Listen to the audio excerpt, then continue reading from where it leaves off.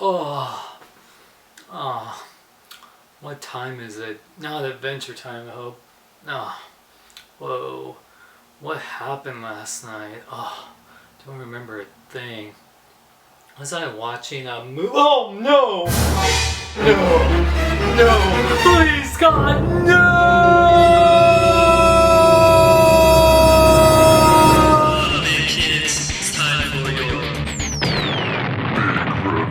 What up, big kids? Here's your big review of The Hangover Part 3 on Blu-ray DVD combo pack out today in stores. I want to thank Warner Brothers Pictures for sending me out this review for you guys.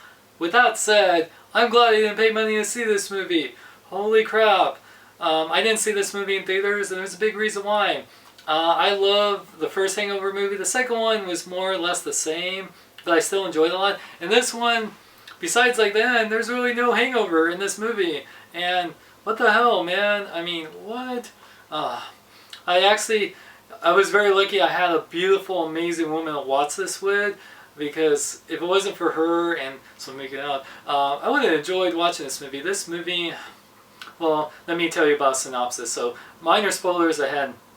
The Hangover Part 3 takes place 2 years after Hangover Part 2, and yeah, like Alan, played by Zach Galifianakis. I can't ever say his name right.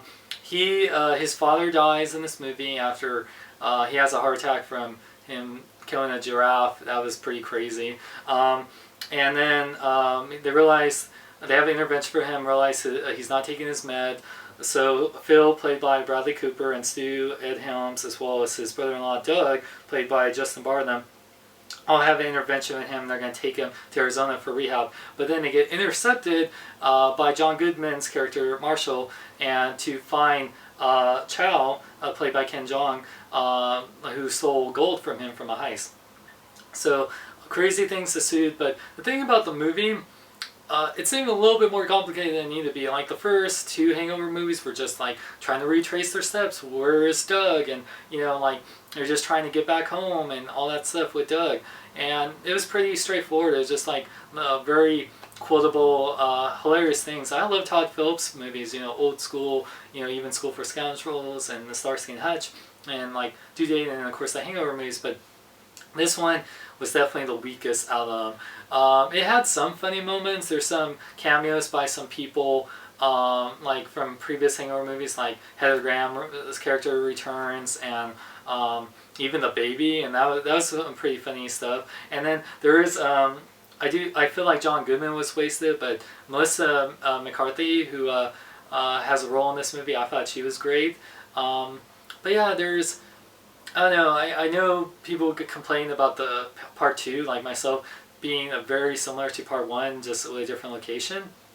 But this one, I don't know, it's just, at least if you're not going to have it be a hangover, be like, more funny and stuff. There's a lot of action in this, too, which is just like, whoa. And by the way, this is definitely R-rated comedy. There was definitely nudity and gruesome violence, and it's like, oh man. So definitely not for the kids, only for, 17 and up, so. But yeah, I mean, there is some funny parts in here, but overall, it just felt very lackluster. It's, like I said, I had a problem with number 2 being too similar, but at least I laughed in a bunch of it, and it just had some gross parts, which this one has some gross parts, especially at the end. I think the end is probably the funniest part, but also the grossest part, and you'll see what I mean when you watch this. So overall, the movie, like I said, has a really great cast. And I really love the characters, so if you love the characters, you might as well buy this just for completing the trilogy. And there is some great extras on here. Replacing Zach, the Secret Auditions, which is a great extra showing a bunch of previous actors from the Hangover films and SNL members if they were auditioning for the role of Alan in the Hangover. So it's pretty funny. Plus, Zach Galifianakis, he has a featurette talking about how it was to, be in the movie and do all the stunts and with the baby. The Wolfpack's Wild Stunts, which is their featurette, shows all the crazy stunts, like, the whole giraffe stunt and the stunt with like flying off of the building and everything, plus pushing the limits. The cast and crew talk about the awkward moments of filming, working with children and animals. There's a little featurette that's like kind of makes fun of stuff with Inside Focus, the real Chow, with Ken Jeong, like you know, how it is to play Leslie Chow and if he really is him.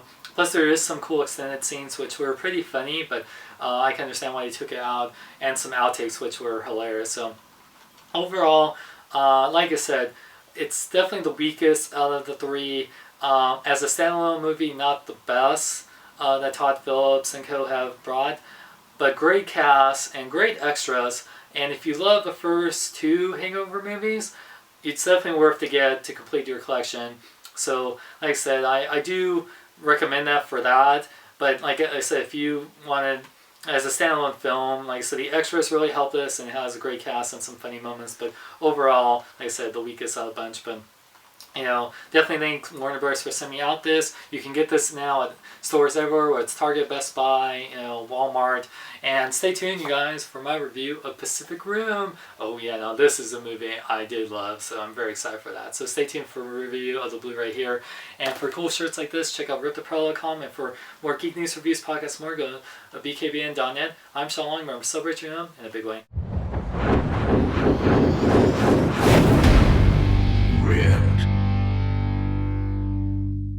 Check out bkbn.net. Jason David Frank, Tommy the Green Ranger. At least we know they won't ever make a sequel to this. This is the final chapter of the Hangover trilogy. Wait, we're gonna make another one?